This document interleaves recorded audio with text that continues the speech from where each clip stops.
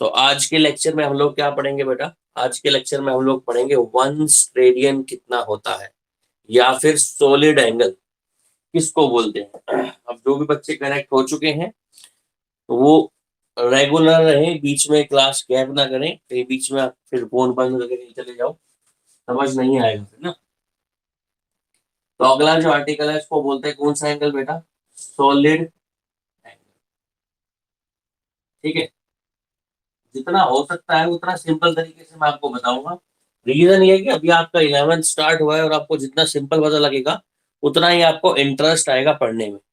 ठीक है, तो कोशिश यही करेंगे हम जितना सिंपल बताया जाए, कुछ कोशिश करेंगे कि बीच में आपको कुछ नई नई बातें बताई जाए जिससे आपका इंटरेस्ट उस टॉपिक पर या उस आर्टिकल पर इंटरेस्ट बने आपका। ठीक है, देखो बेटा, सॉलिड एंगल एक ऐसा एंगल जिसको हम 3 डायमेंशन में मेजर करें। 3 डायमेंशनल एंगल, 3 डायमेंशनल एंगल मतलब जिसको हम 3D में मेजर कर रहे हैं। अभी तक हमने जो एंगल पढ़ा था उस एंगल को हम बोलते हैं 2D। 2D एंगल मतलब कैसा? देखो, हमने ऐसे एंगल पढ़ा था, ये एक लाइन है, एक ही लाइन है, इन दोनों के बीच में एंगल ये थीटा है।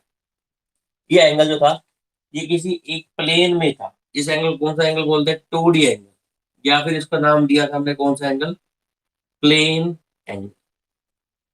पर जो अब जो हम एंगल पढ़ने वाले हैं बेटा, वो एंगल हमारा है सॉलिड एंगल। सॉलिड एंगल मतलब जो एंगल 3 डायमेंशन में मेजर हो। जो एंगल किस में मेजर हो? 3 डायमेंशन में मेजर हो, उसे हम कौन सा एंगल बोलते हैं? Solid angle. देखो, ये बुक को जानते ही होगे सब लोग, कंसेप्ट ऑफ फिजिक्स की, H.C. वर्मा की। ठीक है, मान लो ये कोई एरिया है, ये एरिया इस पॉइंट पर कितना एंगल सबटेंड करेगा, वो एंगल 3D एंगल होगा। मतलब ये जो एरिया है इस पॉइंट पे कितना एंगल सबटेंड करेगा, उस एंगल को हम किस में मेजर करेंगे? स्टेडियन में। मतलब कोई एरिया, फॉर एग्जांपल ये कोई एरिया है, ठीक है, ये एरिया इस पॉइंट पी पर कितना एंगल सबटेंड करता है, इस सारी लाइन मिलाकर आप बनाओगे तो कौन सा बन जाएगा? तो सुनो, तो ये एरिया किसी एंगल पर, किसी पॉइंट पर कितना एंगल कवर करता है, कितना एंगल बनाता है, उस एंगल को बोलते हैं कितना? उस एंगल को बोलते हैं स्टेडियन। मतलब ऐसे वाले एंगल जो एरिया बनाते हैं किसी पॉइंट पर, जो एरिया किसी पॉइंट पर जो एंगल बनाते हैं, उन एंगल को हम कौन सा एंगल बोलते हैं बेटा? 3 डायमेंशनल एंगल, 3D एंगल बोलते हैं। ठीक है, तो हमारा आज का ये पढ़ना है, जो सॉलिड एंगल है उसको 3 डायमेंशनल एंगल बोलते हैं, और सॉलिड एंगल को जो मेजर करते हैं उसकी यूनिट्स, उसकी यूनिट है बेटा क्या? स्टेडियन। STREDIAN।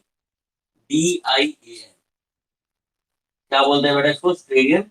इसको डिनोट करते हैं HT से, स्टेडियन। ठीक है, अब हम डिस्कस करेंगे कि 1 स्टेडियन कितना होता है। क्या डिस्कस करेंगे? 1 स्टेडियन। तो आपको ये बात समझ में आ गई कि कोई भी एरिया किसी पॉइंट पे जो एंगल बनाता है उस एंगल को क्या बोलते हैं हम? 1 स्टेडियन। सॉरी, उस एंगल को मेजर करते हैं स्टेडियन में। अब हम डिस्कस करने जा रहे हैं बेटा 1 स्टेडियन कितना होता है। जैसे हमने आपको 1 रेडियन बताया था ना, 1 रेडियन, इससे आपको रेडियन और डिग्री में आइडिया पता लग गया था। अब मैं आपको 1 स्टेडियन का मतलब बताऊंगा। ठीक है, और हमारे पास वही है, आर्टिकल का नाम ही क्या है? आर्टिकल का नाम मतलब जो सॉलिड एंगल को मेजर करने वाली यूनिट, उसका नाम क्या है? स्टेडियन। स्टेडियन डिनोट कर रहे हैं किससे? हम इसको ST से। 1 स्टेडियन कितना होता है यार? समझने के लिए सब लोग 1 स्टेडियन को समझते हैं। चलो आप सपोज करो कि आपके पास एक बॉल है, बॉल को बोलते हैं क्या? स्पेरिकल। स्पेरिकल बॉल, बॉल की शेप किस शेप की होती है? बॉल की शेप की होती है बेटा? बॉल होती है हमारे पास स्पेरिकल शेप।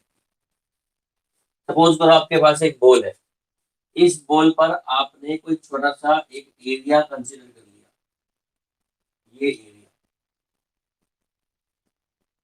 ठीक है, कोई बॉल है आपके पास, उस बॉल के ऊपर कोई आपने छोटा सा एरिया ले लिया। क्लियर है? सर्कल का एरिया बना लो, चाहे किसी शेप का एरिया बना लो, आपने वो एरिया ले लिया। वो एरिया इस सेंटर पर बॉल के सेंटर पर कुछ ना कुछ क्या बनाएगा बेटा, एंगल। देखो ये तो इसकी रेडियस होगी यार, ये सारी जो लाइन आ रही है क्या होंगी, इसकी रेडियस। इसको अगर हम बाहर निकालें तो इसकी शेप कुछ ऐसी बन जाएगी, एक कोन टाइप की, है ना। ये हमारा पॉइंट ओ हो गया, ये इसकी रेडियस आर हो गई, और बेटा ये हमारे पास क्या हो गया, इसका एरिया। इस एरिया की वैल्यू कितनी है, ए। ठीक है, तब सुनो, 1 स्टेडियन किसके बराबर होगा, अगर इस एरिया की वैल्यू, इस एरिया की बेटा, इस एरिया की वैल्यू, इस एरिया की वैल्यू इसके रेडियस के स्क्वायर के बराबर हो जाए, इसके बराबर हो जाए, मतलब हमारा जो एरिया है भाई साहब, एरिया जो हमने लिया है वो किसके बराबर हो जाए, वो हो जाए square of radius, square of radius, radius. तो हम बोलेंगे जो इस एरिया ने इसके सेंटर पर जो एंगल बनाया है, उस एंगल को कितना बोलेंगे, 1 स्टेडियन। कितना बोलेंगे, 1 स्टेडियन। ठीक है, 1 steradian is the angle made by an area whose value is equals to the, sorry, 1 steradian is the angle made by area at any point whose value is equals to the square of the radius। जिस area की value उसके radius के किसके हो, radius के square के बराबर हो, मतलब एरिया आपके किसके बराबर आ जाए बेटा, रेडियस के स्क्वायर के बराबर आ जाए, तो वो एरिया उस सेंटर पर कितना एंगल बनाएगा बेटा, 1 स्टेडियन। 1 स्टेडियन का जो सिंबल है, जैसे सिंबल आपने पढ़ा होगा ओम का, है ना, रेजिस्टेंस का जो सिंबल पढ़ा था आपने, वही सिंबल किसका है, स्टेडियन का है, ये symbol। तो 1 स्टेडियन, हम बात करें सीधा स्टेडियन की, तो स्टेडियन का जो फॉर्मूला होगा वो होगा क्या बेटा, एरिया अपॉन रेडियस का स्क्वायर। देखो ध्यान से, स्टेडियन का फॉर्मूला क्या है, एरिया अपॉन रेडियस का स्क्वायर। मैंने बोला अगर एरिया रेडियस के स्क्वायर के बराबर है, दोनों कैंसिल हो जाएंगे, तो वैल्यू कितनी आ जाएगी आपके पास, 1। अगर एरिया डबल है रेडियस के स्क्वायर का, तो हम बोलेंगे एंगल कितना बना रहा है हमारे पास, 2 स्टेडियन। अगर एरिया 4 टाइम्स है किसके, रेडियस के स्क्वायर का, तो हम बोलेंगे कितना एंगल बना रहा है बेटा, कितना एंगल बना रहा है, 4 टाइम्स है तो मतलब 4 स्टेडियन। तो डेफिनेशन क्या देंगे 1 स्टेडियन की, 1 स्टेडियन, 1 स्टेडियन is the angle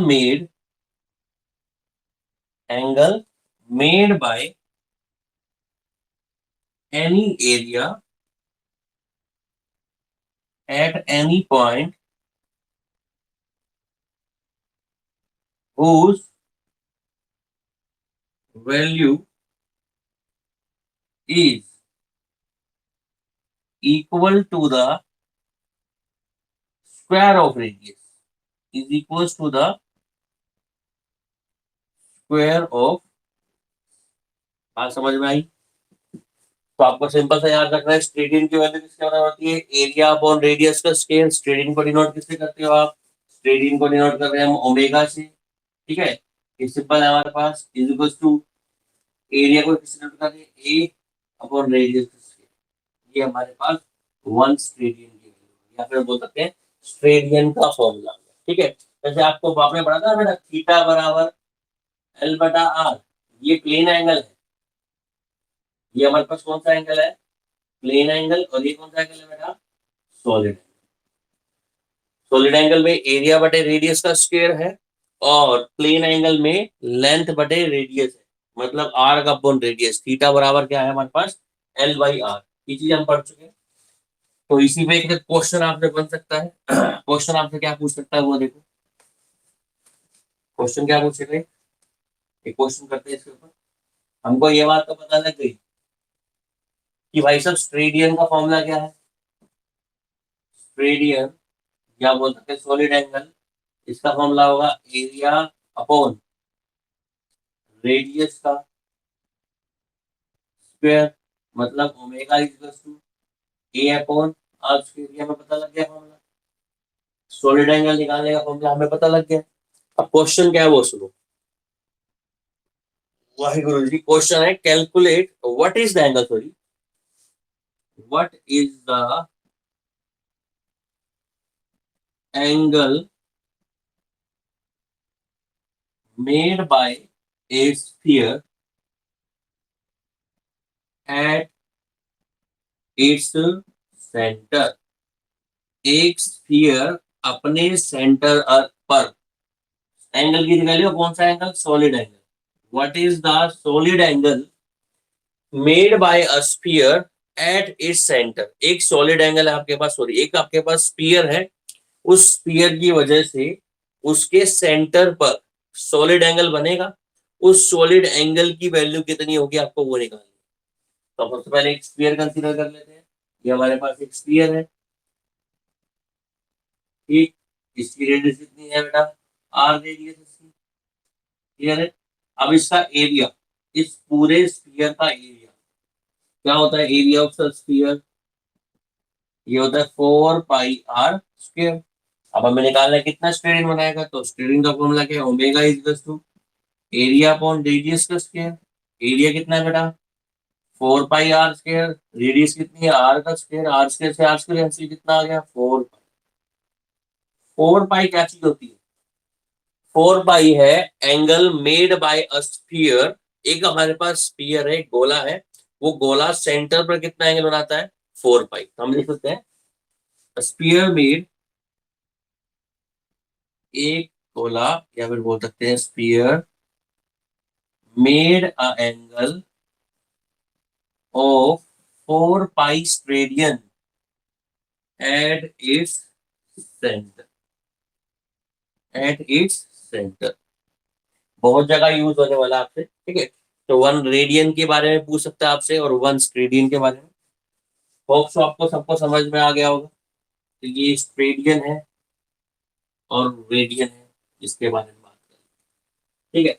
अब हम देखो जो जो बातें बताएंगे वो छोटी छोटी बातें हैं, और वो आपको नोट करनी है, नोट भी करनी है, आपको याद भी रखनी है, और कहीं पर भी यूज होती है। बाद अब जो चीज अब आएंगी वो बहुत लेंथी नहीं होगी, छोटी छोटी चीजें होंगी। कुछ प्रैक्टिकल यूनिट्स हैं, सम प्रैक्टिकल यूनिट्स जो हम डेली लाइफ में यूज करने वाले हैं। या फिर आप बोल सकते हो अब आपकी डेली लाइफ बेटा ये नहीं है कि जो आप काम करते हो, आप आपकी डेली लाइफ की ये फिजिक्स केमिस्ट्री मैथ बायो जो पढ़ रहे हो आप, ये आपकी डेली लाइफ में जो यूज होने वाली चीजें हैं, कुछ यूनिट्स हैं।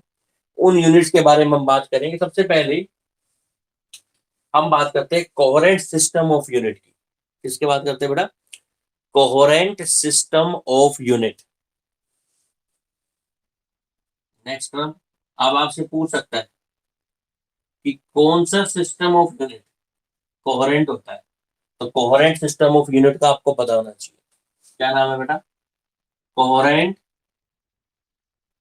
System of unit. System of unit हमने 4 पढ़ रखे हैं, एफपीएस, एमकेएस, सीजीएस और एसआई। ये सारे सिस्टम ऑफ यूनिट्स हैं। कौन से सिस्टम ऑफ यूनिट्स को हम लोग कोहेरेंट सिस्टम ऑफ यूनिट बोलेंगे, है ना, यही समझना है आपको। तो मैं आपको बोलूंगा, आपको कोई सिस्टम ऑफ यूनिट दे दूंगा, मैं आपसे पूछूंगा क्या ये coherent coherent unit of system है, तो आप उसमें ये जो मैं आपको बताने वाला हूँ वो आइडिया लगाना है। उसके बाद आप बता सकते हैं कोहेरेंट है या फिर इनकोहेरेंट है। देखो, एक ऐसा सिस्टम ऑफ यूनिट, एक ऐसा सिस्टम ऑफ यूनिट जिसमें जितनी आपको फंडामेंटल क्वांटिटीज दी है, जैसे एसआई की बात करते हैं, एसआई में आपको फंडामेंटल क्वांटिटीज दी है 7, mass, length, time, current, temperature, luminous intensity और अमाउंट ऑफ स्टार्स। ऐसा ये एक सिस्टम ऑफ यूनिट है। ऐसा सिस्टम ऑफ यूनिट, जिस सिस्टम ऑफ यूनिट से हम कोई भी फिजिकल क्वांटिटी, मान लो आपको एरिया निकालना है, एरिया को आप लेंथ मल्टीप्लाई ब्रेड्थ, मतलब 2 system of unit. For example मैं आपको एक और तरीके से समझाता हूँ। मान लो एक सिस्टम ऑफ यूनिट्स है, उस सिस्टम ऑफ यूनिट के पास आपके पास उस सिस्टम ऑफ यूनिट के अंदर आपको 8 यूनिट दे रखी है। जैसे एसआई के अंदर आपको 7 दी हुई है, ऐसे ही एक सिस्टम ऑफ यूनिट हमने बनाया, उसमें हमारे को कितनी यूनिट दे दी, उसने 8 यूनिट दे दी। जैसे एसआई के अंदर कितनी है, 7, मास, लेंथ, टाइम, ये सब एसआई के अंदर आती है। ऐसे ही मेरे पास एक और सिस्टम ऑफ यूनिट है, जिस सिस्टम ऑफ यूनिट के अंदर कितनी यूनिट्स है बेटा, एक, मतलब 1 2 3 4 5 6 7। देखो, ये सिस्टम ऑफ यूनिट कब कोहेरेंट कहलाएगा, जब हमारे पास कोई भी फिजिकल क्वांटिटी है, कोई भी फिजिकल क्वांटिटी, हम उस क्वांटिटी को ड्राइव कर सके इन आठों की हेल्प से। इन आठों में से किसी 1 2 3 4 5 6 या 8 के 8, इन आठों के आठों का यूज करके, या फिर 2 का यूज करके, 3 का यूज करके हम उस यूनिट को ड्राइव कर सके, हम उस यूनिट को ड्राइव कर सके इन आठों का यूज करके, सिर्फ इन आठों क्वांटिटी का यूज करके, और कोई कांस्टेंट मल्टीप्लाई नहीं करना, कोई डिवाइड नहीं करना। ठीक है भाई, ऐसा नहीं कि आप 2 से या 3 से किसी कांस्टेंट से मल्टीप्लाई करके उसको बना रहे हो, ऐसा नहीं। फॉर एग्जांपल देखो, जो हमारा SI system of unit, SI system of unit है, उसके अंदर 7 क्वांटिटीज है, फिजिकल क्वांटिटी, जिसको हम बोलते हैं मास, लेंथ, टाइम, टेम्परेचर, है ना, उसके बाद करंट, है ना, ल्यूमिनेस इंटेंसिटी और मोड। इन सातों का यूज करके आप कोई भी फिजिकल क्वांटिटी को ड्राइव कर सकते हो, कोई भी फिजिकल क्वांटिटी को ड्राइव कर सकते हो। ठीक है, जानवी बेटा ये म्यूट कर दे, अगर कुछ क्वेश्चन है तो पूछ ले। इन पांचों सातों का यूज करके आप कोई भी फिजिकल क्वांटिटी ड्राइव कर सकते हो बिना मल्टीप्लाई 2 या 3 किसी कांस्टेंट से मल्टीप्लाई करें। एग्जांपल देखो कैसे, जैसे मान लो आपके पास डेंसिटी है, डेंसिटी एक क्वांटिटी है। डेंसिटी का फॉर्मूला क्या होता है, डेंसिटी का फॉर्मूला होता है मास अपॉन वॉल्यूम। ठीक है, और मास का फॉर्म, मास तो मास ही होता है, वॉल्यूम का फॉर्मूला क्या होता है, length into breadth into height. अब देखो, मास फंडामेंटल क्वांटिटी है, लेंथ फंडामेंटल है, ब्रेड्थ फंडामेंटल है, हाइट फंडामेंटल है। ठीक है, तीनों फंडामेंटल, दो ये एक, sorry, एक ये और एक ये, दो फंडामेंटल क्वांटिटी का यूज करके हमने कौन सी क्वांटिटी बना दी, डेंसिटी। ऐसे सिस्टम ऑफ यूनिट्स, जिस सिस्टम ऑफ यूनिट्स का यूज करके आप कोई भी फिजिकल क्वांटिटी को ड्राइव कर सको, कोई भी फिजिकल क्वांटिटी को मल्टीप्लाई और इनको, सॉरी, इनको मल्टीप्लाई और डिवाइड करके कोई भी फिजिकल क्वांटिटी को आप ड्राइव कर सको, ऐसे सिस्टम ऑफ यूनिट, इसको बोलते हैं क्या बेटा, कोहेरेंट सिस्टम ऑफ यूनिट। क्या बोलते हैं, coherent system of unit. Definition में अगर आप लिखना चाहो तो लिख सकते हो, कोहेरेंट सिस्टम ऑफ यूनिट में, दो system of units from which all physical quantities from which all physical quantities can be derived by multiplying or dividing these fundamental quantities, जो उस सिस्टम ऑफ यूनिट में दी हुई है, जो सिस्टम ऑफ यूनिट में दी हुई है, उन क्वांटिटीज का यूज करके आप कोई भी अगर फिजिकल क्वांटिटीज बना लो ना, तो वो हमारे पास सिस्टम ऑफ यूनिट क्या कहलाता है बेटा, वो सिस्टम ऑफ यूनिट कहलाता है, वो है coherent, coherent system of unit. Exam में आपसे पूछ सकता है what are the coherent system of unit, तो आप बताओगे कि ऐसा सिस्टम ऑफ यूनिट सर जिससे हम लोग बाकी सभी क्वांटिटीज को बना सके जो यूनिवर्स में एग्जिस्ट करती हैं, सिर्फ कोहेरेंट उस यूनिट ऑफ सिस्टम के अंदर जितनी यूनिट्स है उनका यूज करके, उन सिस्टम का यूज करके। एग्जांपल एक और लेते हैं, जैसे आपको अभी मैंने आपको पढ़ाया एंगल, सॉलिड एंगल की बात कर लो, जस्ट किसकी बात करो, सॉलिड एंगल की बात कर रहे थे 2 मिनट पहले पढ़ाया, ये भी एक फिजिकल क्वांटिटी है। इसको मेजर करने के लिए क्या चाहिए हमें, एरिया अपॉन रेडियस। एरिया की यूनिट क्या होगी बेटा, मीटर स्क्वायर, रेडियस की यूनिट क्या होगी, मीटर स्क्वायर। मतलब एरिया को बना सकते हैं लेंथ इंटू ब्रेड्थ, और रेडियस हमारे पास लेंथ है ही, दो लेंथ, मतलब दो फंडामेंटल क्वांटिटी का यूज करा, किसका यूज करा, लेंथ का यूज करा, और कौन सी क्वांटिटी बना ली हमने, स्ट्रेडियन क्वांटिटी बना ली, सॉलिड एंगल क्वांटिटी बना ली। इसका मतलब जो एसआई सिस्टम ऑफ यूनिट है, हम बोल सकते हैं, हैशटैग डाल दो यहाँ पर, SI is the coherent system of, ठीक है, आगे आप बहुत सारे पढ़ने वाले हो, ठीक है, समझ में आ गया कोहेरेंट सिस्टम ऑफ यूनिट। इसके बाद देखो आप लोगों ने एक चीज देखी होगी, 10 की पावर्स, उन पावर्स के प्रीफिक्स क्या है। तो मान लो हम पॉजिटिव पावर की बात करेंगे, जैसे हमने लिख दिया, तो मान लो 10 की पावर 1 लिख दिया, 10 की पावर 2 लिख दिया, है ना। 10 की पावर 1 मीटर, तो 10 मीटर, उसको बोलेंगे डेकामीटर। 100 मीटर, 100 मीटर मतलब 10 की पावर 2 है, उसको बोलेंगे क्या, हेक्टोमीटर। तो जो आगे मीटर के आगे जो प्रीफिक्स जुड़ता है, उन प्रीफिक्स की बात कर रहे हैं। किसकी बात कर रहे हैं, अगर 10 की पावर 1 है तो इसके आगे प्रीफिक्स जुड़ेगा डेका। 10 की पावर 1 के आगे कितना प्रीफिक्स जुड़ेगा, डेका। मान लो आपके पास 10 किलोग्राम मास है, तो आप इसको क्या बोल सकते हो, डेका किलोग्राम। क्या बोल सकते हो इसको, डेका किलोग्राम। तो ये प्रीफिक्स है, आपने 1000 किलोग्राम को पढ़ा है, 1 kilo kilogram. Sir your video is not coming, video नहीं आ रही क्या बेटा, बाकी बच्चे आ रही है तो प्रॉब्लम हो सकती है, वंदना नेटवर्क में आपके हो जाएगा ठीक, अदरवाइज रिकॉर्डिंग तो चली रही है ना। देखो 1 डेका मतलब 10 की पावर 1, ये सब नोट भी करने हैं और आपको याद भी करना है, हो सके तो यही याद करो। 10 की पावर 2 का मतलब है हेक्टो, क्या बोलते हैं बेटा, हेक्टोमीटर। 10 की पावर 2, 10 की पावर 3 का मतलब होता है किलो, बोलते हैं ना 1 किलोमीटर, मतलब 10 की पावर 3, 1000 मीटर, ये हमने पढ़ा हुआ है। उसके बाद 10 की पावर 6, इसको बोलते हैं मेगा। 1 मेगामीटर मतलब 10 की पावर 6 मीटर। 10 10 ये इंपॉर्टेंट है, गीगामीटर, GIGA, गीगामीटर, है ना। और 10 की पावर 12, इसको बोलते हैं टेरा। क्या बोलते हैं बेटा, TARA, टेरा, टेरामीटर, है ना। आपने एक कंप्यूटर लैंग्वेज में एक वर्ड सुना होगा, गीगाबाइट और टेराबाइट, है ना। 1 TB, है ना। एक आपने सुना होगा 1 GB, जीबी का मतलब होता है गीगाबाइट।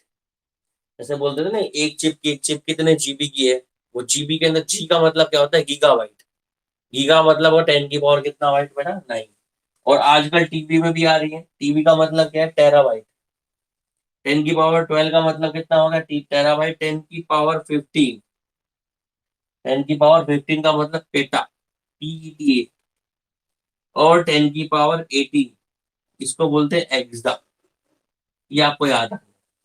10 की पावर 1 देखा, 10 की पावर 2 हेक्टा, 10 की पावर 3 किलो, 6 मेगा, 9 गीगा, 12 टेरा, ठीक है, 15 पेटा, 10 की पावर 18 कितना हो गया बेटा, है ना? ये मैं आपको बोल देता हूँ, ये यूज तो होंगे पर बहुत कम, मान के चलो 30% यूज होंगे आपके। 30% का मतलब पूरे सिलेबस में 30% पोर्शन में यूज होने वाले हैं।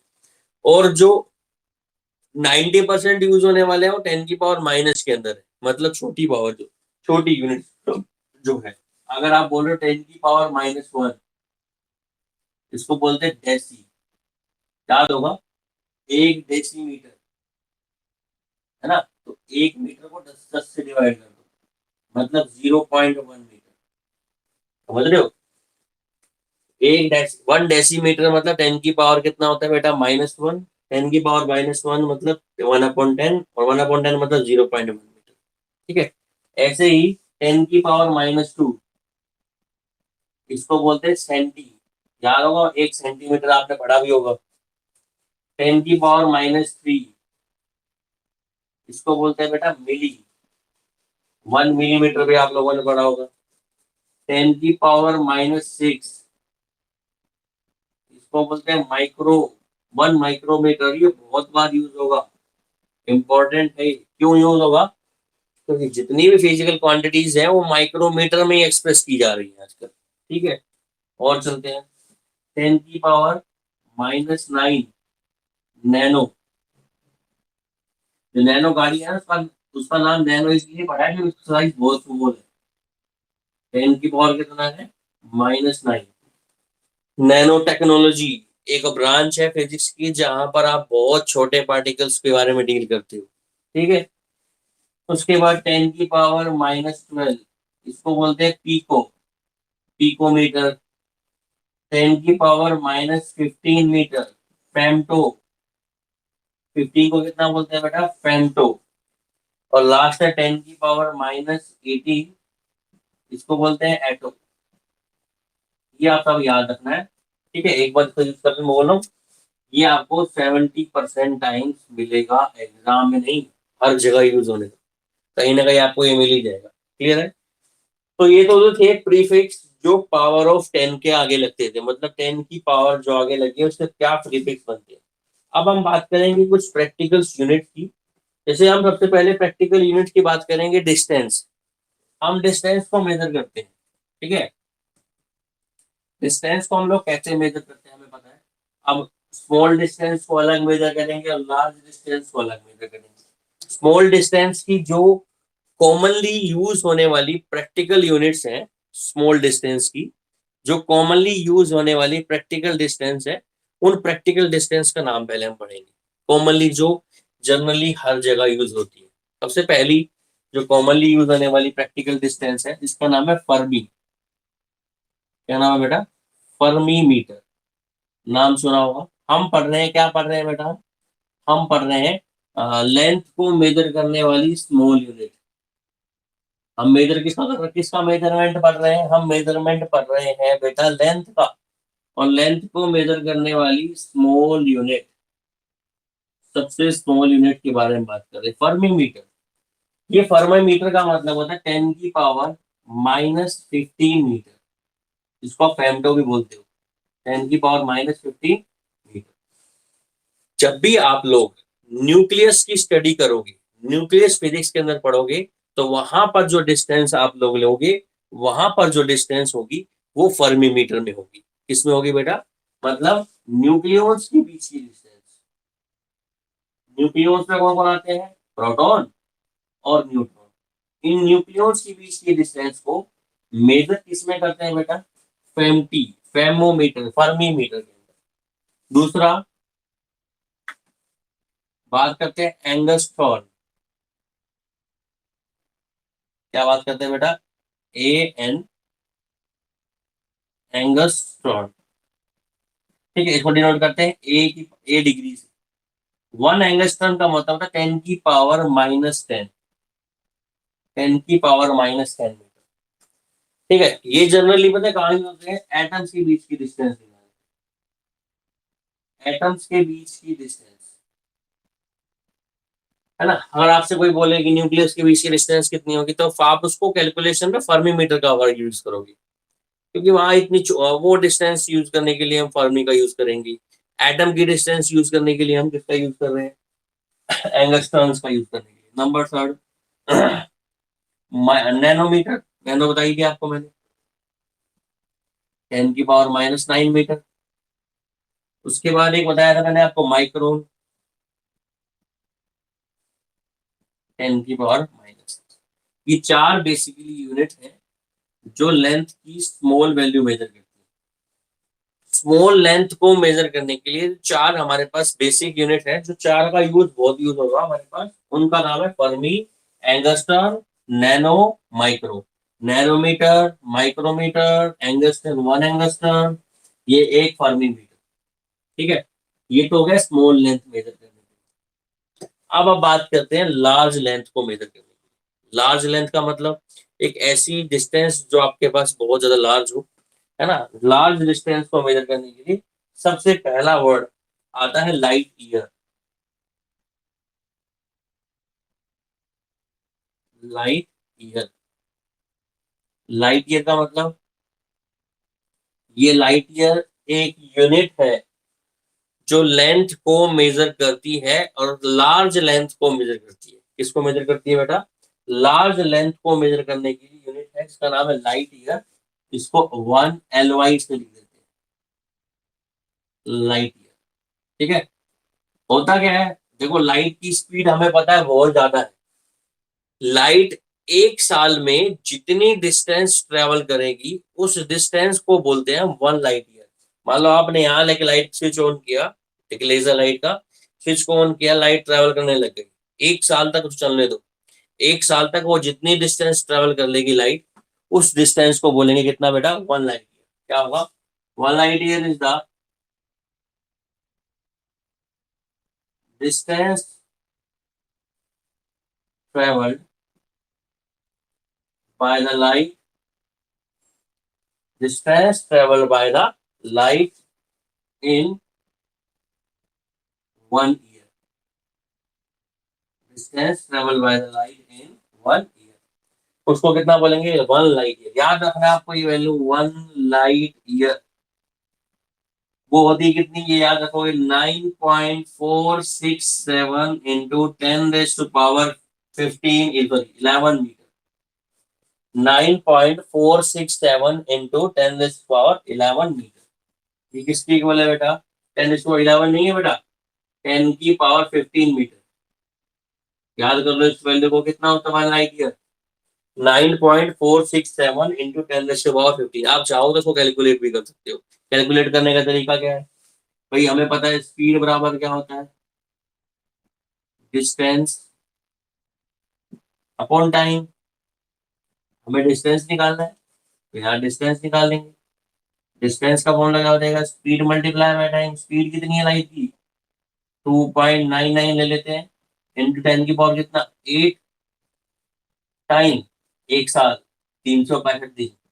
365 दिन हो गए साल के अंदर। एक दिन के अंदर कितने घंटे, 24 घंटे। 1 घंटे के अंदर कितने मिनट, 60। 60 मिनट में कितना सेकेंड, 60। इसको मल्टीप्लाई करोगे सबको, सोल्व करोगे तो आपके पास वैल्यू कितनी है कि 9.467 into 10⁻15 metre. This is the distance travelled by the light in 1 second. ठीक है, आगे कुछ छोटी मोटी यूनिट्स और हैं, 1-2 यूनिट और हैं लेंथ की। ठीक है, जैसे यू बोल सकते हो 1 एस्ट्रोनॉमिकल यूनिट, 1 पारसेक किसको बोलते हैं। ये कुछ छोटी मोटी यूनिट्स और हैं, इसके बाद इस चैप्टर का समाप्ति करेंगे। आज के लिए इतना ही काफी है, नेक्स्ट वीडियो के अंदर हम आगे पढ़ेंगे। कोई डाउट हो तो पूछ सकते हो, डाउट हो तो पूछ सकते हो बेटा।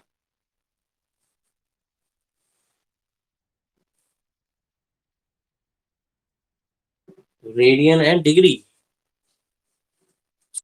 ये पहला जो मेरा होता है ना वीडियो, उसमें आपको मिलेगा, बता देता हूँ वैसे। रेडियन और डिग्री दोनों ही क्या कहते हैं, एंगल को मेजर करने की यूनिट है। ठीक है, मेरा जो फर्स्ट चैप्टर था ना बेटा, जिसमें हम लोगों ने पढ़ाया था, मैंने आपको टिग्नोमेट्री। टिग्नोमेट्री में मैंने बताया हुआ है वहां कंप्लीट रेडियन क्या होता है। ठीक है, 1 रेडियन कितना होता है, डिग्री क्या होता है, डिग्री को रेडियन में कैसे कन्वर्ट करेंगी, और रेडियन को डिग्री में कैसे कन्वर्ट करेंगे। एक बार आप वहां पर देख लेना वीडियो। उसके बाद समझ नहीं आता तो मेरा नंबर आपके पास है ही। ठीक है, आप मैसेज कर देना, मैं आपको ठीक। ठीक है बेटा, तो कोई डाउट नहीं है तो क्लास लीव है, कर सकते हो क्लास लीव, और हमारी तरफ से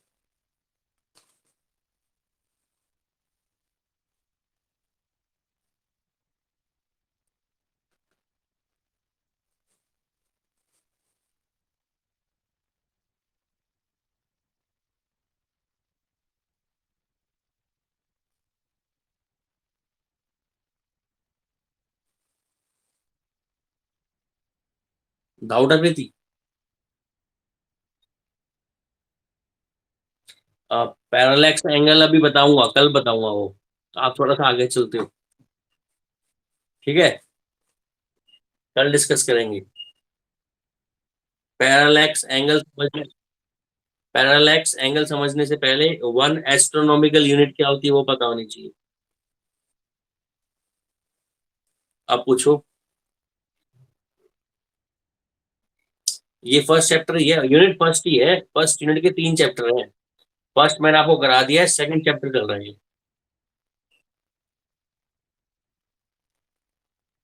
ठीक है,